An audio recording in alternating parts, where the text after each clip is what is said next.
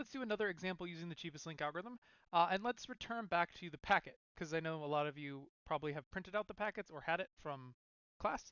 And let's do another example, and I don't necessarily need to do all the packet examples, I can leave some of them for you to do.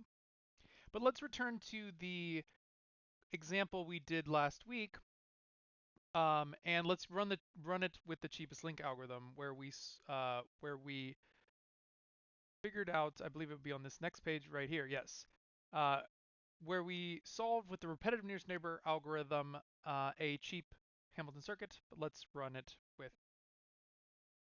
link. Okay, so let's just start off. Step one is going to be to highlight the cheapest edge. So one sec, I need to zoom in here.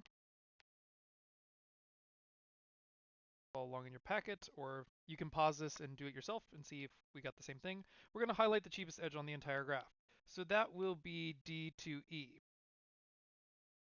Then you're going to highlight the next cheapest edge, which will be 500, C to B. Cool.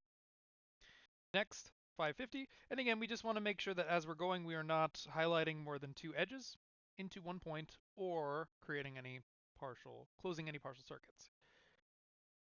So 550 will be next, that should be fine. 600 is next, also fine. 650 is next. Notice that that one is not going to be allowed because that would close a partial circuit and have 3 going into A. So I'm going to X that one out. Not allowed. Next up is 700, also not allowed for both the same reasons. Then next up would be 750 is E to C, which is cool because that closes our circuit and links them all together.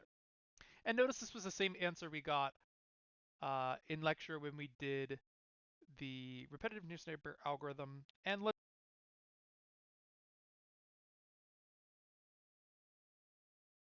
sorry, my headset decided to turn itself off. Um, let's go ahead and figure that out. Let's assume, like we did before, that we're going to start at A. So if we were to start at A and follow along, that would be A to D to E to C A, or the reverse is fine too. And that is a total cost of whatever it was. Let's go ahead and add it up. 1,000, 1,500, 2,050, 2,800 by the cheapest link algorithm. And to sort of wrap up and summarize, what you are probably noticing is that when we do the repetitive nearest neighbor algorithm and when we do the cheapest link algorithm, they're often the same answer, or they're usually very close.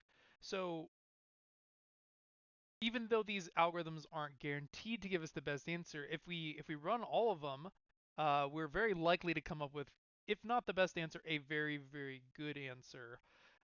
In the next video, we're going to talk about, well, what's the only way to guarantee the perfect answer, which is by brute force. And as I mentioned in class, it kind of sucks because it's tedious, but it's sort of like the repetitive nearest neighbor algorithm in that we're going to be finding a lot of different answers. But by brute force, we actually need to literally solve every Hamilton circuit that exists and choose the one with the lowest net weight. And in a lot of these examples, it would be a nightmare to actually solve them all because there's going to be hundreds of potential answers. But we'll kind of get into that as our next area of discussion as we wrap up chapter 6.